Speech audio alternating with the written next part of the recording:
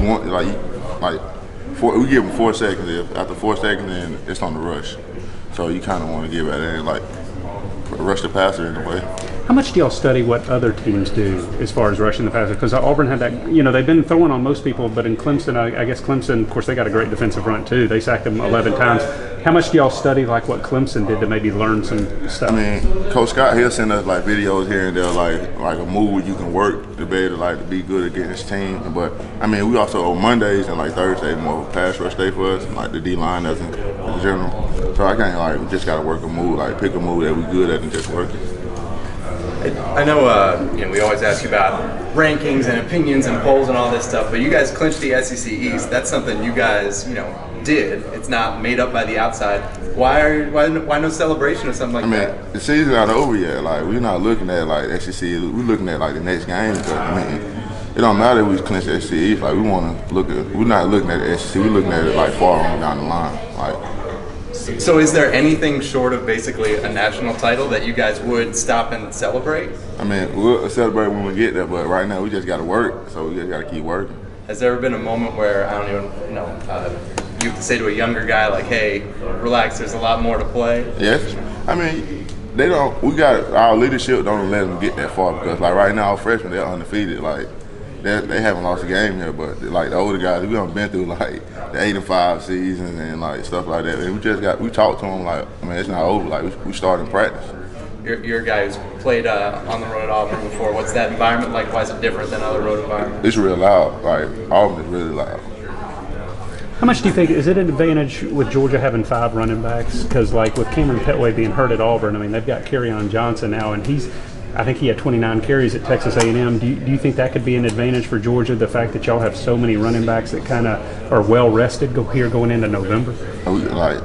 Looking at our stable of running backs, it's incredible. We have a lot of running backs because the first 2 running backs they go in and they soften them up, then you see all the other guys come in and just run through a defense and that's demoralizing. You glad you wouldn't have to face them on a Saturday? Yes, sir, I'm glad. John, you've been there for a number of years. How did you take the word about winning the SEC East? I always took it as okay, it's a blessing, it's a burden because now it's a blessing you won the East, but it's also a burden too because you got to show every game, every week that you supposed to be in the East race. John, did you guys celebrate at all?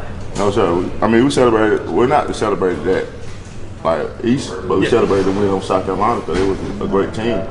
We got 12 hours, so we came back Sunday and we were right back to work. John, when did you know that Roquan Smith was a special player?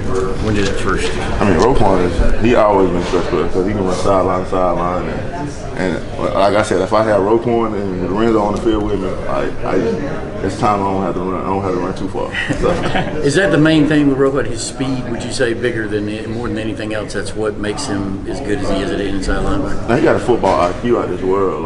Roquan, he can make calls not for the defensive front, but he can make calls for the secondary too, and that's big on a linebacker that can communicate both ways. And something that he be telling the safeties and stuff what to do. John, what's it like when you have to kind of meet Sonny Holmes? I think, we thorough here, so we don't tackle to the ground, but if we tackle to the ground, it's probably a bit harder. But something both of them, all our backs are really big, so it's kind of you got we always preach population to the ball because one person ain't gonna really tackle. What is getting Nate Trails back for this week? What impact do you think he's going to be able to make? Nate Trails coming back is always good because that's another it's depth in the way. But the Reggie stepped up these last couple games. He's gonna keep stepping up, and with the Nate Trails coming back, it's just always good because he's a thumper too. So this kind of game, you need a guy like that. You need that big body middle backer in the middle. It's a power running team. You always want to have a thumper in the back, behind you just to make sure okay, we good. He gonna make sure the tackle is secure. Thank you. Hey, so something I'd never heard before from Coach Smart. He was saying today he had some of the older guys write stuff down to read to the team. I don't know. Did you write stuff down? Yes, I did. So what did you write down? What was that experience like? Well, it was he called a couple guys in and we wrote about certain stuff. He would name 3 things that you think that stood out about the team and 3 things that could get in the way. And then I wrote the physicality that we play with, the grit that we play with, and also the bond that we play in, that don't give up. And then I always, and about the bad thing, I talk about complacency. Like that's the worst thing you can get is complacent right now. Did it feel like a homework assignment? Was it weird when he said, "Hey, sit down, and write some stuff"? No, it really got like once he said write down stuff, it automatically clicked in my head. Like these are the 3 things that I think like could be like good or bad for us. And then did you guys read it to the team? Did he read it? Did they hand it out? Like what? He read it to the team. He read like each one off of paper and like. And we, you know, there's so much outside the rankings and the SEC East. What do all those things, you know, do for you guys that Coach Smart and the staff do to kind of keep you focused, writing that stuff down, everything? I mean, like with the rankings, like when it came out, like I mean, we kind of had to treat it like how the horse had it, like when they in the race, or dogs when they in the race, having things on, like tunnel vision. We got to just like really tone it out because I mean we can't believe that we number 1 or number 2. We got to like go out and prove it. Is this the toughest offensive line you guys will have seen since Notre Dame?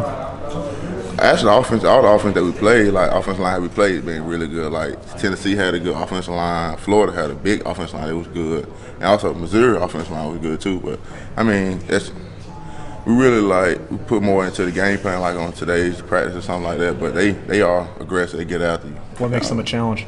I mean, they're big too, and they work together.